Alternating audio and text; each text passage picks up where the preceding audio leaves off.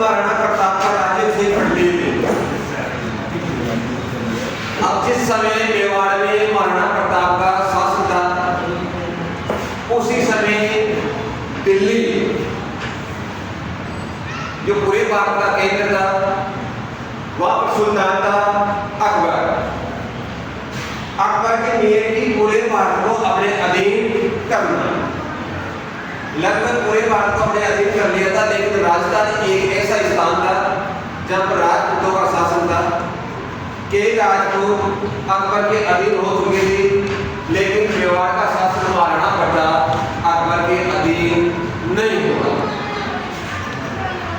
महाराणा प्रताप को अधीन करने के लिए अकबर क्या करता है, एक के बाद एक 4 शिष्टमंडल के सिपाही भेजता है, महाराणा प्रताप के पास भेजता है।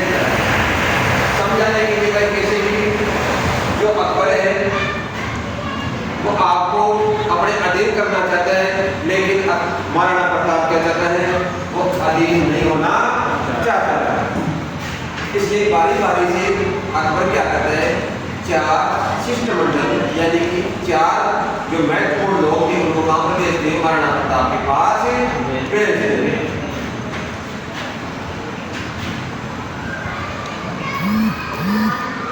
मुगल बादशाह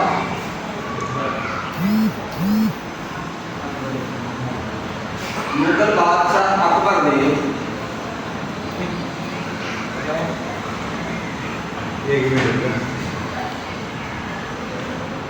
महाराणा प्रताप को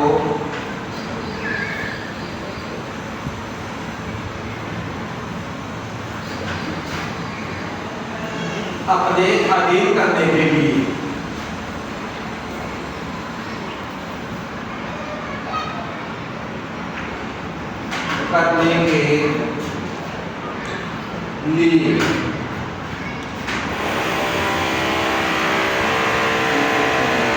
एक के बाद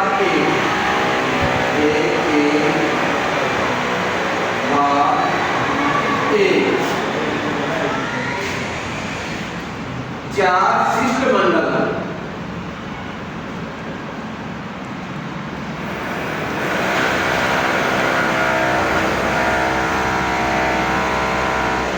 महाराणा प्रताप के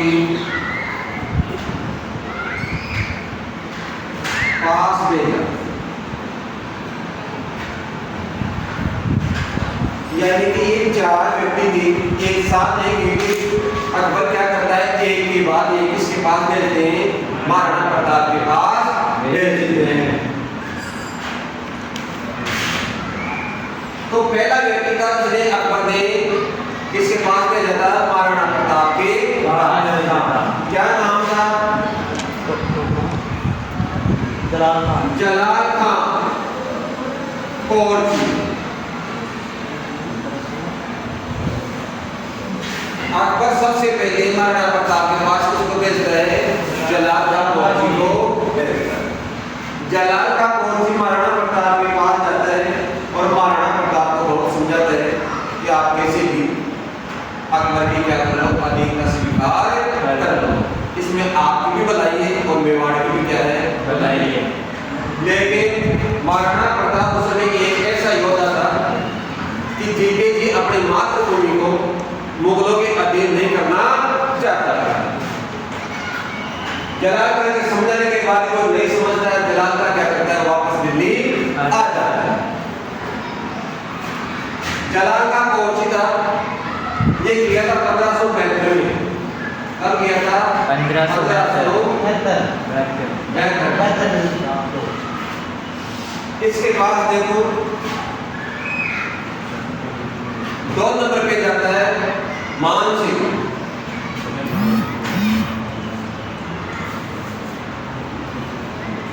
मान सिंह जाता है, इसके बाद महाराणा प्रताप के पास आ जाते हैं और ये जाता है 1553। तब जाता है 1553 महाराणा प्रताप के पास जाते हैं। महाराणा प्रताप को बहुत समझाते हैं, लेकिन महाराणा प्रताप नहीं। समझाने के लिए गया था, लेकिन जाने के बाद शाम हो जाती है, समझा नहीं, इसलिए मान जी में मान सम्मान और बोलने की व्यवस्था की जाती है। उदय साल के बाद भी उसी के पास महल थे, वहीं पर मान जी को खाने के लिए आमंत्रित किया जाता है, लेकिन महाराणा प्रताप स्वयं नहीं आता है खाने के लिए और इसको भेज देता है अपने पुत्र अमर सिंह को भेज देता है। जैसे अमर सिंह मान सिंह के पास आता है, लेकिन मान सिंह क्या हो जाता है, नाराज हो जाता है कि अपने जो आपके पिता थे महाराणा प्रताप को नहीं आए। अमर सिंह बोलता है कि महाराणा प्रताप है मेरे पिताजी, उनके क्या है सिर दर्द, इसलिए वो नहीं आ सकते। इसलिए मान सिंह क्या हो जाता है, नाराज हो जाता है, क्योंकि एक में राजपूत हूँ तो राजपूत मेरे पास आना चाहिए और हम बैठ के क्या करते एक साथ बोलते चाहिए, लेकिन महाराणा प्रताप के पास नहीं आते। वहीं पर मान सिंह क्या करता है, चुनौती देता है कि आपको जो मिलेंगे तो काम में मिलेंगे, हल्दी काटी वहीं पर मिलेंगे, और बाद में क्या होता है, हल्दी काटी का युद्ध होता है। लेकिन मान सिंह के बाद में एक व्यक्ति होता है, इसको भेजते हैं तीसरे नंबर पर,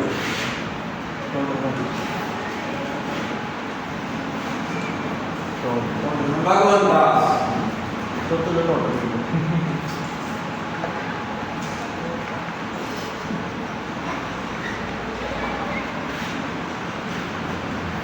कौन था, भगवंत दास। और ये भी कब जाता है, ये भी 1573 में ही जाता है। कब जाता है, 1573 में। ये भी महाराणा प्रताप को बहुत समझाता है, लेकिन महाराणा प्रताप नहीं समझा। लास्ट में एक व्यक्ति को टोडरमल, चौथे नंबर पे कौन जाते हैं, टोडरमल।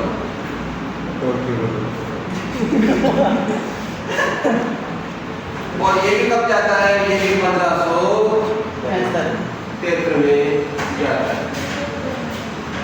टोडरमल भी बहुत कोशिश करता है, लेकिन महाराणा प्रताप बिल्कुल भी नहीं मानता। इस प्रकार एक के बाद चार थे और चारों ही महाराणा प्रताप को अधीनता के लिए उनको कुछ नहीं कर सके और चारों असफल होकर वापस अकबर के पास चले जाते हैं। फिर बाद में जो अकबर था वो चाहता था कि कैसे भी महाराणा प्रताप को अधीन किया जाए और व्यवहार के ऊपर मेरा क्या हो, शासन हो, लेकिन ऐसे कैसे हो सकता था। इसलिए जो हल्दी काटी है, हल्दी काटी दोनों के बीच में क्या होता है, युद्ध होता है। व्यवहार में क्या कहते हैं, उदय सागर की बात,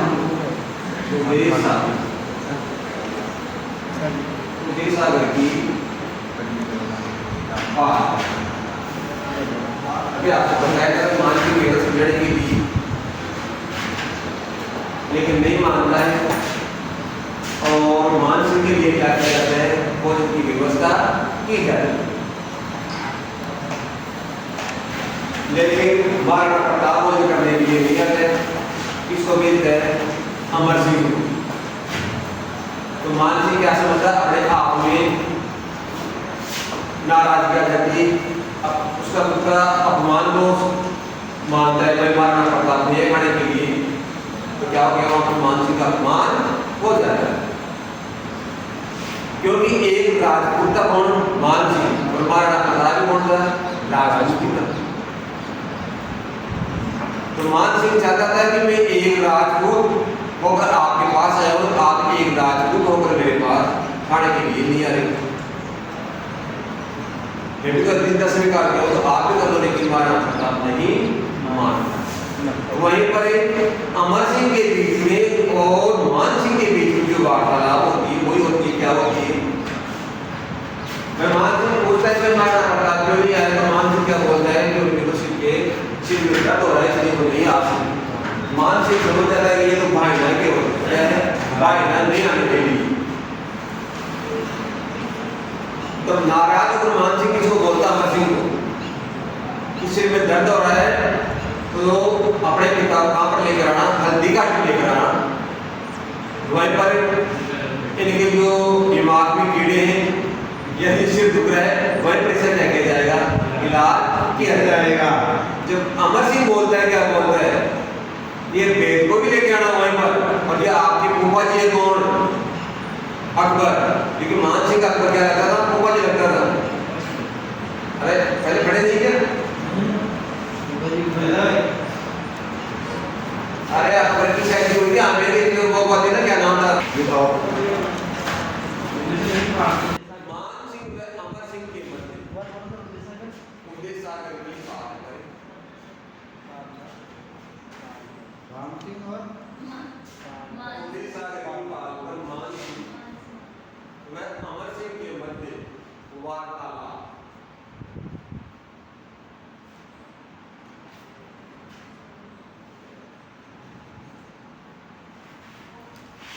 क्या करने को पहले अमर सिंह, एक मिसाइल लिखो अमर सिंह और एक देश लगाओ।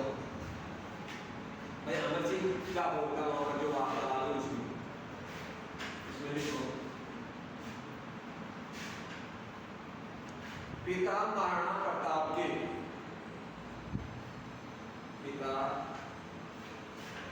महाराणा प्रताप के सिर दर्द हो रहा है,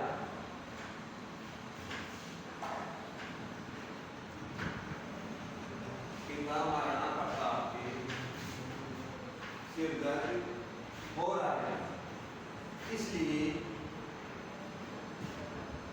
वो नहीं आ सकते, इसलिए वो नहीं आ सकते, इसलिए वो नहीं आ सकते। निचले को मान सिंह, और मान सिंह क्या बोलता है, पहले तो महाराणा को अमर सिंह बोल दिया, लेकिन जो आगे मान सिंह क्या बोलता है, तो मान सिंह लेके एक वेद लगाओ। हल्दी घाटी में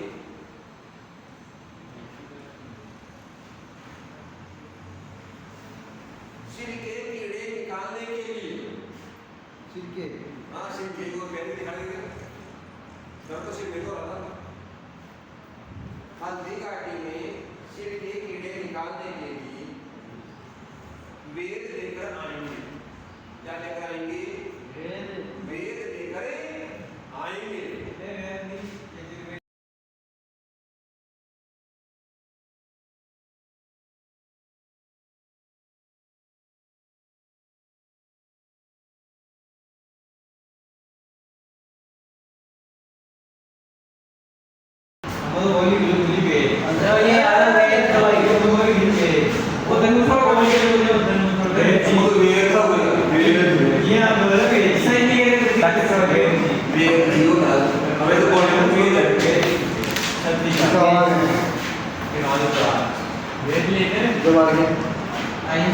अमर सिंह फिर से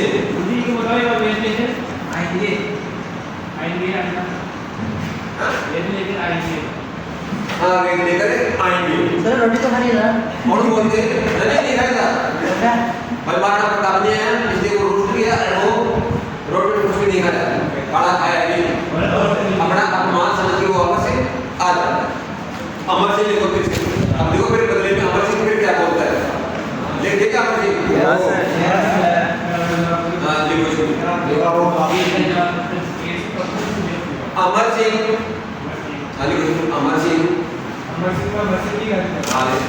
अमर सिंह मान सिंह को बोलता है, अमर सिंह मान सिंह को बोलता है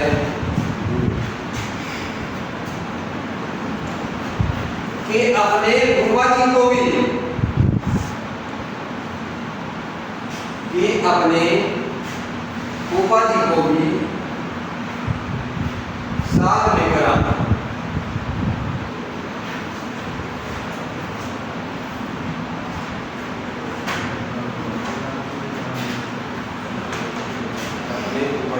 साथ लेकर ये वार्तालाप कहाँ पर हुई थी, उन्नीस सागर के किनारे, जहाँ पर मेरे बड़े हुए थे, वहीं पर अमर सिंह और मान सिंह के बीच में क्या होती वार्तालाप होती।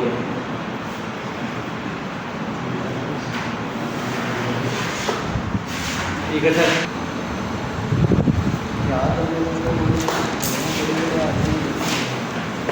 हल्दी का टिक्का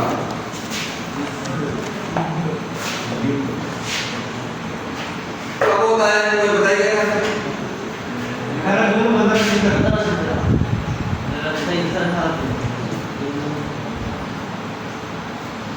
और ये एक और है डॉक्टर गोपीनाथ वो 21 जून बताता है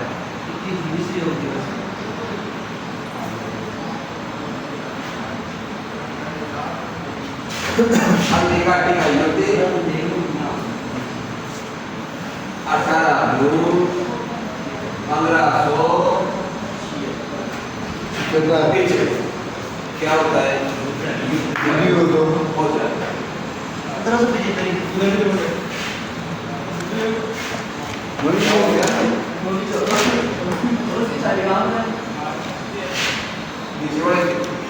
नीचे वाले जो आते हैं सारा वीडियो आप एक साइड पे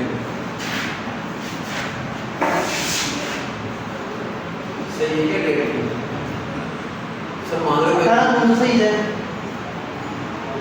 आता पढ़े तो जो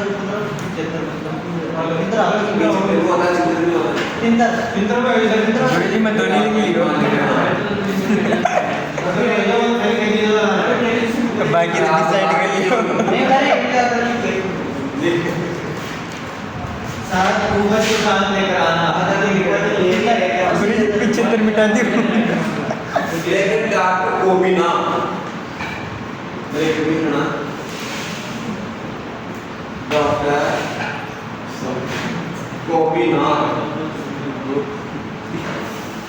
के अनुसार 21 जून 1500 में क्या होता है देखा इसके अनुसार डॉक्टर गोपीनाथ के अनुसार लेकिन सर्वमान्य कौन सा है 18 जून 1500 अब देखो इस हल्दिका की युद्ध हुआ इसके अन्य क्या क्या नाम थे बताओ नाम भी बताओ ये अन्य नाम में लिख लेना अन्य नाम है अलग अलग विद्वान इसको अलग अलग किस नाम से संबोधित किया है तो हम नौ पाएंगे हमें नौ का कमनौर के राजस्थान को राष्ट्र में एक स्थान है हाँ कमनौर की पहाड़ी पहाड़ी के पीछे ही घाटी घाटी किसको बोलते हैं चारों तरफ पहाड़ होती है बीच में एक रास्ता होता है घाटी सी होती है कितना बड़ा ऐसा हो गया बहुत बड़ा वो चल रहे हैं इस बार ये बात करें ना देख के आना सितंबर में चल रहे हैं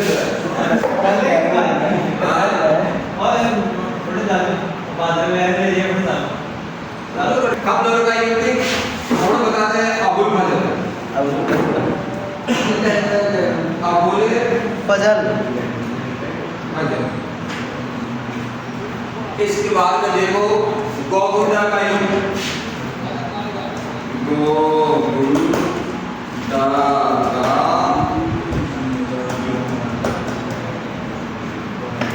गोगुंडा का युद्ध कौन बताता है बदायूं कौन बताता है बदायूं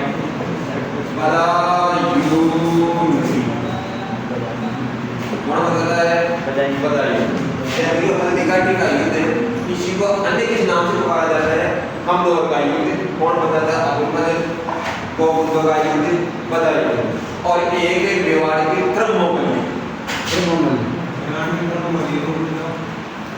मेवाड़ की